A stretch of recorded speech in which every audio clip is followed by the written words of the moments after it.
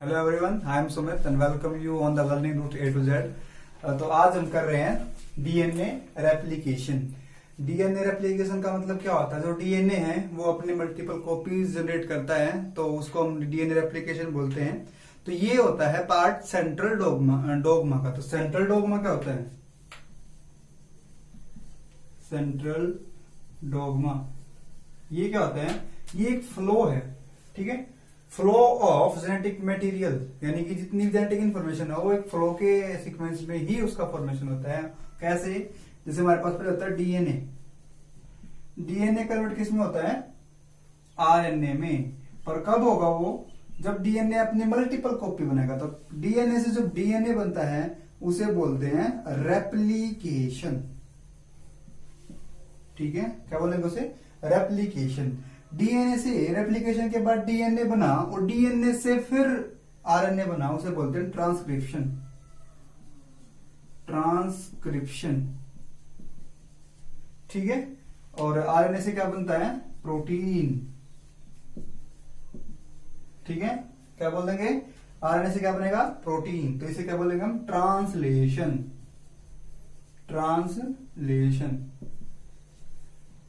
देखो, डीएनए से डीएनए बनना रेप्लिकेशन, डीएनए से आरएनए बनना ट्रांसक्रिप्शन, और आरएनए से प्रोटीन बनना ट्रांसलेशन। अब ये प्रोसेस उल्टा भी हो सकता है, उसे क्या बोलेंगे हम? रिवर्स लगा देंगे नाम के पीछे, ठीक है। रिवर्स ट्रांसक्रिप्शन, रिवर्स ट्रांसलेशन, यानी कि आरएनए से डीएनए बनना रिवर्स ट्रांसक्रिप्शन, डीएनए से आरएनए बनना ट्रांसक्रिप्शन, ठीक है। तो इस सारे प्रोसेस को क्या बोलेंगे हम? इसको क्या बोलते हैं? सेंट्रल डोग्मा, ठीक है। याद रखना, डीएनए से क्या बनता है? डीएनए।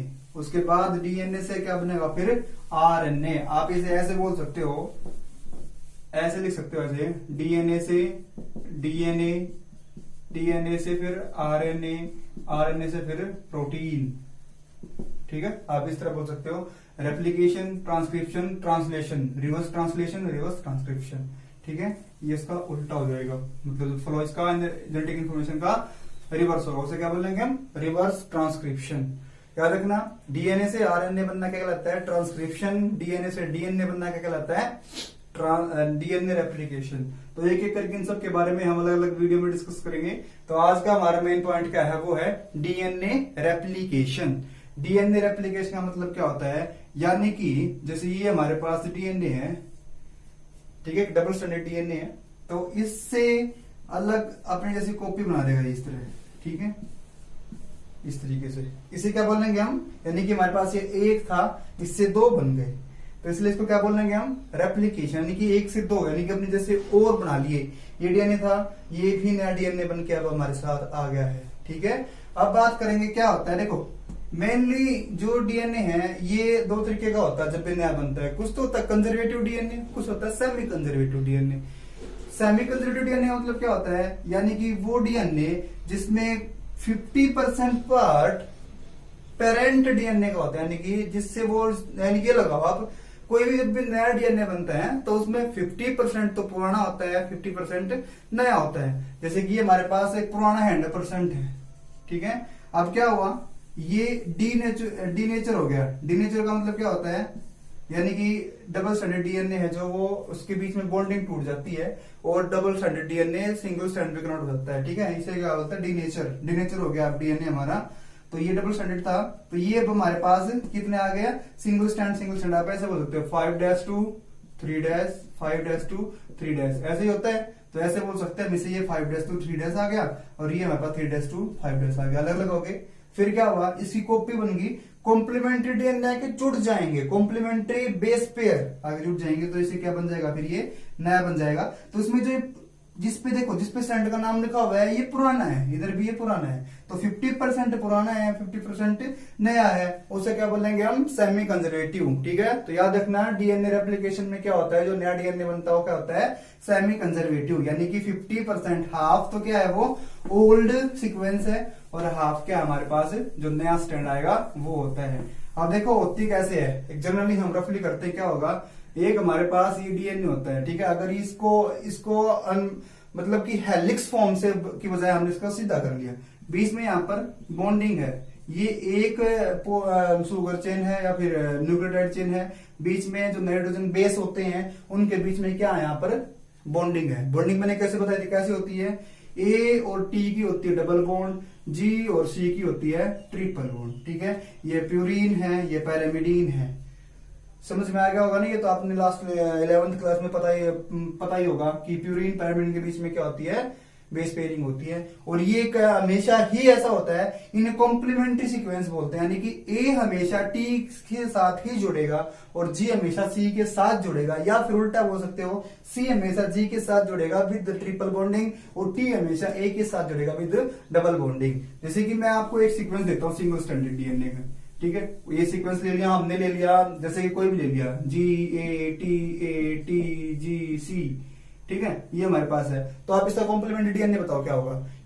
ये लगा लो कि सिंगल स्ट्रैंडेड है 3' to 5' एंड, तो इसका नेक्स्ट क्या बनेगा, इसका उल्टा होएगा क्योंकि ये एंटी पैरेलल है, तो जी किससे जुड़ेगा, सी से, ये टी से, ये ए से, ये टी से, फिर ए से, फिर सी, जी, ये 3' एंड। तो कॉम्प्लीमेंट्री ऐसे बनते हैं, हमेशा ध्यान रखना। इनके बीच में जो पेयरिंग होती है वो जब टूटती है तो उसे क्या बोलेंगे हम, डीनेचुरेशन। जब भी हम डीएनए को हीट करते हैं तो प्रोटीन क्या हो जाता है, डीनेचर हो जाता है। ठीक है, आपने वो देखा होगा ना, जब भी हम किसी भी अंडा, कोई भी अंडा होता है, उस अंडे को आप कच्चा अंडा देखते हो तो वो लिक्विड होता है, उसके अंदर एल्बुमिन जो वाला पार्ट होता है कच्चा, जो भी, जैसे ये हमारे पास एग है, ये योक है, तो ये हमारा पार्ट क्या होता है, एल्बुमिन, ये लिक्विड फॉर्म में होता है। पर जैसे ही हम इसे गर्म करते हैं तो बॉईल करने के बाद क्या हो जाता है, ये व्हाइट हो जाता है और ऐसे मतलब कि सॉलिड हो जाता है। क्यों, क्योंकि जो हमारे पास जो भी प्रोटीन था उसके अंदर जो डीएनए था वो क्या हो गया, डीनेचर हो गया, और ऐसे ही जो प्रोटीन हमारा वो भी डीनेचर हो गया। तो इसके बाद हम बात करेंगे भी ये प्रोसेस होता कैसे है, जो डीएनए का रेप्लिकेशन होता कैसे है। तो ध्यान रखना, मैंने यहाँ पर कुछ प्रोटीन्स और सीक्वेंस के नाम लिखे हुए हैं कि किस सीक्वेंस में इनका यूज होगा। तो एक बार आप ध्यान से सुनना, पहले हम कुछ टर्म्स पढ़ते हैं। ये हमारे पास जब भी एक डबल स्ट्रैंडेड डीएनए होता है, ठीक है, बीच में बॉन्डिंग है इस तरीके से, तो इसे क्या बोलेंगे हम, टेम्पलेट डीएनए। टेम्पलेट डीएनए, आप इसे पेरेंट डीएनए भी बोल सकते हो। ठीक है, पेरेंट डीएनए, यानी कि जिससे एक कॉपी बनेगी। अब इसके बाद ये डीनेचर होगा, तो डीनेचर होने के बाद क्या होगा, ऐसे अलग अलग खुलेगा, तो अलग अलग खुलने के बाद ये ऐसा तो है नहीं एकदम कट जाता है, तो ये ऐसे खुल जाता है। ठीक है, अलग अलग हो गया हमारे पास। तो ध्यान रखना, एक तो हमारे पास होता है लीडिंग सीक्वेंस और एक होता है लैगिंग सीक्वेंस। ये आप कैसे बताओगे कौन सा सीक्वेंस लीडिंग होगा, कौन सा सीक्वेंस लीडिंग सीक्वेंस होगा, कौन सा सीक्वेंस लैगिंग सीक्वेंस होगा। तो इसका ध्यान रखना, जब भी रेप्लिकेशन होती है वो हमेशा 5' से 3' की तरफ होती है। तो याद रखना, 3' से 5' वाला क्या होगा, हमारा लीडिंग सीक्वेंस होगा, और 5' से 3' वाला हमारा क्या होगा, लैगिंग सीक्वेंस होगा। ठीक है, हम ऐसे बोल सकते हैं ये कौन सा लीडिंग सीक्वेंस होगा, तो इधर हमारे पास क्या होगा 3' और इसके इधर कौन सा होगा 5', ये होगा 3' to 5'। ठीक है, तो दो सीक्वेंस में हो जाए कन्वर्ट। तो कैसे होगा, अब ये हमें करना है, कैसे होगा इसका प्रोसेस हमने समझना है। देखो, हमने एक सिंपल सीधा डीएनए ले लिया जो कि कैसा है, डबल स्ट्रैंडेड। एक एंजाइम होता है, एंजाइम का नाम क्या है, एंडोन्यूक्लियेज। अब एंडोन्यूक्लियेज एंजाइम ये क्या करता है, इसे हम बोलते हैं बायोलॉजिकल सीजर या फिर मोलिकुलर सीजर भी बोलते हैं। सीजर मतलब कैंची। तो ये एंडोन्यूक्लियस क्या करता है, ये बीच में सीक्वेंस में कहीं पर भी कट मार देता है। ठीक है, लगा लो कि यहां पर कट फॉर्म कर दिया, ये कोई भी है, यहां पर कट लग गया। ठीक है, किसकी वजह से हुआ है, एंडोन्यूक्लियस एंजाइम। मैं यहां पर नंबर 1 डाल देता हूं। ठीक है, नंबर 1 आप इधर से देखना क्या होता है, एंडोन्यूक्लियस एंजाइम, जिसे हम मोलिकुलर सीजर भी बोलते हैं। ये क्या करता है, किसी भी सीक्वेंस में बीच में कट मार देता है। ठीक है, अब उसके बाद क्या होगा, नेक्स्ट ये सीक्वेंस जो हमारा यहां से ये अनवाइंड होना स्टार्ट होता है। ठीक है, अब अनवाइंड क्या होता है, सेकंड हेलिकेज। हेलिकेज एंजाइम क्या करेगा, यानी कि जो भी बेस पेयरिंग है उसे तोड़ते हुए पूरे के पूरे डीएनए को खोल देगा, अनवाइंड कर देगा। ठीक है। यानी कि देखो ये हमारे पास क्या है, एक वाइंड डीएनए है और ये हमारे पास एक अनवाइंड डीएनए, यानी कि जो डीएनए खुल जाता है ऐसे, उसे क्या बोलेंगे हम, अनवाइंड डीएनए। तो ये काम किसका है, हेलिकेज एंजाइम का। किसका है, हेलिकेज एंजाइम का। सेकेंड एंजाइम का क्या काम है, ये डीएनए को अनवाइंड करता है, यानी कि उसे खोलता है। जैसे आप किसी चैन को खोलते हो ना, ठीक है, जैसे चैन को खोल दिया तो क्या कर दिया, चैन को अनवाइंड कर दिया, तो वो काम किसका है, हेलिकेज एंजाइम का। उसके बाद क्या करते हैं, जैसे कि कोई भी ये हमारे पास डीएनए हो गया और इस पर अगर कट लग गया, कट लगने के बाद ये दो अलग अलग स्ट्रैंड हो गया हमारे पास, तो ये दोबारा से भी ऐसे जुड़ सकते हैं। ठीक है, वो कब जुड़ेगा, लगा लो कि ये सीक्वेंस है, लगा लो कि हम इतने सीक्वेंस की बात कर रहे हैं, जो GTA, ठीक है, और ऐसे ही यहां पर लगा लो CG, फिर CTA, ऐसे हैं।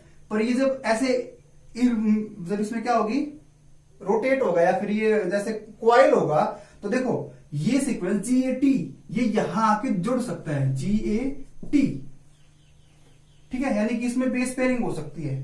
तो इस वजह से क्या होता है, इस बेस पेयरिंग को रोकने के लिए एक हमारे पास प्रोटीन होता है, उस प्रोटीन का नाम क्या है, single strand binding protein, SSB protein, single strand binding protein. ये क्या करेगा, जो हमारे पास यहां से कोई भी अलग अलग स्ट्रैंड अलग हुए हैं, ये इन्हें वापस से इनके बीच में कोयल होने से ऐसे रोकता है। जैसे कि कोई ऐसी है तो इसे ये ऐसे होने से रोक सकता है या ऐसे होने से रोकता है। तो सेल्फ कोयल से कौन रोकता है हमारे डीएनए को, वो है SSB, single strand binding protein. अब उसके बाद क्या होता है, प्राइमेज। अब प्राइमेज कैसे काम करता है, देखो जब भी डीएनए एक हमारे पास ये एक साफ सा डीएनए ले लेते हैं हम, ये ऐसा खुल गया और खुलने के बाद तो ये इस फॉर्म में जाता है, तो इसे बोलते हैं रेप्लिकेशन फोक। ठीक है, रेप्लिकेशन फोक। तो फोक आपने देखे होंगे, जिससे आप वो कांटे वाली चम्मच, जिससे आप चाउमीन वगैरह खाते हो, तो वो वाली चम्मच की तरह यहां से ही एक क्या बन जाता है, रेप्लिकेशन फोक बन जाता है। इस तरीके से ऐसे खुल गया, ये माउथ खुल गया इसका, और अलग अलग डीएनए का जो बॉन्डिंग थी इनके बेस पेयर की, वो भी टूट गई। तो ये ऐसे, अब इसको हम नीचे की तरफ लेके आते हैं। अब हम यानी कि ये ऐसे ऐसे ऐसे करते हैं, ये देखो हमारे पास ये ऐसे खुल गया, ठीक है, और यहां पर ये हमारे पास क्या आ गया, रेप्लिकेशन फोक। ठीक है, ऐसे कांटे से हो गए यहां पर। ठीक है, अब क्या होगा, यहां पर क्या आके जुड़ता है, प्राइमेज। प्राइमेज क्या होता है, वो यहां पर आके जुड़ेगा इस पे, कहां पर, ये लीडिंग स्ट्रैंड होगा, ये लैगिंग स्ट्रैंड, यानी कि 5' 3' और 3' 5' 3' इस तरह। अब लीडिंग स्ट्रैंड क्या होगा, यहां पर एक प्राइमेज आके जुड़ता है, प्राइमेज एंजाइम। ये प्राइमेज एंजाइम क्या होता है, ये आरएनए प्राइमेज बोलते हैं, इसमें प्राइमर होते हैं मेनली। ये 10 से लेके 60 बेस पेयर के कुछ सीक्वेंस सेगमेंट प्रेजेंट होते हैं, जो कि डीएनए में ही हमारे प्रेजेंट होते हैं। तो ये अपने कॉम्प्लीमेंट्री एरिया पर आके ज्वाइन हो जाते हैं। तो कॉम्प्लीमेंट्री एरिया का मतलब समझना, अगर ये सीक्वेंस हमारे पास TGC का है, तो ये वही ज्वाइन होएगा जहां इसके कॉम्प्लीमेंट्री सीक्वेंस होंगे। कॉम्प्लीमेंट्री सीक्वेंस कहां, जैसे कि सीक्वेंस हमारे पास एक है GCTAGC, तो यह कहां आके जुड़ेगा, हमेशा यहां पर आके जुड़ जाएगा। ठीक है, जहां पर जिसका कॉम्प्लीमेंट्री सीक्वेंस होगा हमारे प्राइमेज का, यानी कि आरएनए प्राइमर का, तो प्राइमर आरएनए में सिंगल स्ट्रैंड होते हैं, तो सिंगल स्ट्रैंड में ही प्रेजेंट है ये। और कहां बाइंडिंग करेगा ये, जहां इसका कॉम्प्लीमेंट्री सीक्वेंस प्रेजेंट है। तो इसके बाद क्या होगा, हमारे पास यहां पर प्राइमेज आके जुड़ गया, यानी कि शुरुआत करेगा ये नए डीएनए बनने की। तो नया डीएनए कैसे बनता है, हमेशा यानी कि जो भी एक स्ट्रैंड पुराना होता है उस पर उसके कॉम्प्लीमेंट्री आके जुड़ते रहते हैं। ठीक है, बन के जुड़ते हैं। तो वो काम किसका है, डीएनए पॉलीमरेज 3 या फिर डीएनए पॉलीमरेज अल्फा। याद रखना, अगर हमारे पास जो डीएनए है वो प्रोकैरियोट सेल का है, तो वो उसमें कौन ये काम करता है, डीएनए पॉलीमरेज 3। अगर ये फिर यूकैरियोट सेल का है, तो वो काम कौन करेगा, डीएनए पॉलीमरेज अल्फा। ठीक है, तो ऐसे ही यहाँ पर प्राइमर आके जुड़ गया और ये फिर यहाँ पर क्या आ जाएगा, ये प्रोटीन आ गया। कौन सा एंजाइम आ गया, डीएनए पॉलीमरेज। अब वो देख लेना, अगर प्रोकैरियोट्स है तो पॉलीमरेज 3 और अगर यूकैरियोट्स है तो पॉलीमरेज अल्फा। अब आके जुड़ जाएगा, तो जुड़ जाने के बाद क्या करेगा, ये क्या करेगा, सीक्वेंस को आगे बढ़ाएगा। सीक्वेंस को कैसे आगे बढ़ाएगा, और हमेशा 5' से 3' की तरफ। याद रखना, जब ये भी नए सीक्वेंस बनते हैं तो हमेशा किससे बनते हैं, वो 5' टू 3' में ही बनते हैं। तो इसलिए जब यहां से जब नई एक चेन बनी तो 5' से 3' एंड पर बनी, पर जैसे ही वो यहां पर पहुंचती है, यहां पर इस लूप पर पहुंचती है, तो फिर क्या होता है, यहां पर तो काम उल्टा हो गया। अब यहां पर ये 3' एंड ये 5' एंड है ना। तो इससे उससे क्या होगा, यहां पर सेगमेंट बनते हैं छोटे छोटे, ठीक है, इस तरीके से। यानी ये कंप्लीट डीएनए की नई कॉपी नहीं बनती, एक छोटे छोटे फ्रेगमेंट बनते हैं। क्यों, क्योंकि इधर 3' टू 5' एंड होना है, तो इसलिए। और रेप्लिकेशन हमेशा किस तरफ होता है, 5' से 3' की तरफ। इसलिए हमेशा हर बार क्या आके जुड़ते हैं, यहाँ पर थोड़े थोड़े से फ्रेगमेंट में बनता है। और ये फ्रेगमेंट कितना होगा, नियरली 200 बेस पेयर का।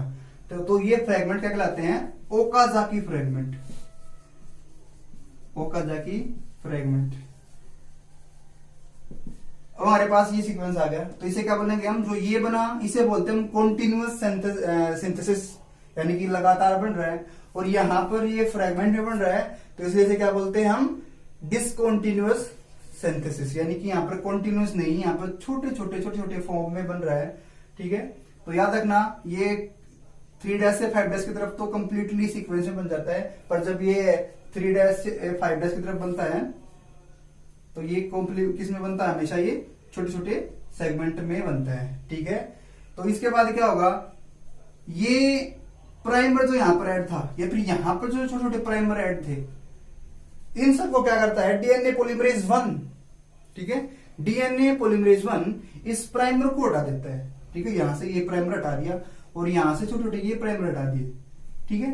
अब क्या हुआ, अब हमारे पास एक और एंजाइम है जिसे बोलते हैं डीएनए लाइगेज। अब ये क्या करता है, ये बिल्कुल उल्टा काम करता है, जो हमारे पास एंडोन्यूक्लियस का काम था, डीएनए लाइगेज उससे उल्टा काम कर रहा है। कैसे, अगर इसका काम डीएनए का एंडोन्यूक्लियस का काम इसको काटना है, तो डीएनए लाइगेज का काम इसको जोड़ना है, ठीक है। तो ऐसे ही यहां पर डीएनए लाइगेज आता है और इसे क्या कर देता है, कॉन्टिन्यूस में कन्वर्ट कर देता है, ठीक है। कौन करेगा, ये डीएनए लाइगेज। और ऐसा क्या हुआ, अब हमारे पास यहाँ पर दो अलग अलग, ये एक था, इससे हमारे पास दो अलग अलग सीक्वेंस आ गए, ठीक है। ये एक हो गया और ये दूसरा हो गया। समझ में आई बात, यानी कि एक से दो अलग अलग डीएनए हमारे पास बन गए। तो इसे क्या बोलेंगे हम, डीएनए रेप्लिकेशन। थोड़ा सा कॉम्प्लिकेटेड है, पर अगर आप स्टेप बाय स्टेप समझोगे तो काफी आसान होगा। देखो क्या होता है, एक बार फिर से रिवाइज करते हैं। इधर डीएनए को ऐसे ही सीक्वेंस में याद करना है। सबसे पहले क्या होता है, फर्स्ट ऐसे करो, ये हमारे पास एक डीएनए है, इसके डीनेचर होता है। डीनेचर कैसे होगा, सबसे पहले डीएनए एक हमारे पास को कट करने के लिए एक एंजाइम है एंडोन्यूक्लियस, ये कट लगाता है। कट लगाने के बाद नेक्स्ट है हेलिकेज, ये इसे अनवाइंड करता है, यानी कि इसे खोलता है। अब हमारे पास ये डीएनए खुल गया। अब उसके बाद क्या होगा, एसएसबी प्रोटीन इस पे लगता है ताकि ये सेल्फ कॉइल ना हो जाए, ताकि इसका कोई कॉम्प्लीमेंट्री सीक्वेंस हो तो वो इससे ना मैच हो। उसके बाद क्या होगा, यहाँ पर क्या होता है, प्राइमेज जो होता है हमारा, यानी कि आरएनए प्राइमर, जो कि 60 से लेके 10 से लेके 60 बेस पेयर के बीच का सीक्वेंस होता है, और वो यहाँ पर आके जुड़ता है। उसके बाद डीएनए पॉलीमरेज 3 या फिर डीएनए पॉलीमरेज अल्फा, वो आके इसको क्या करते हैं, आगे कॉम्प्लीमेंट्री जो इसके बेस पेयर होते हैं उसे आके जोड़ते रहते हैं।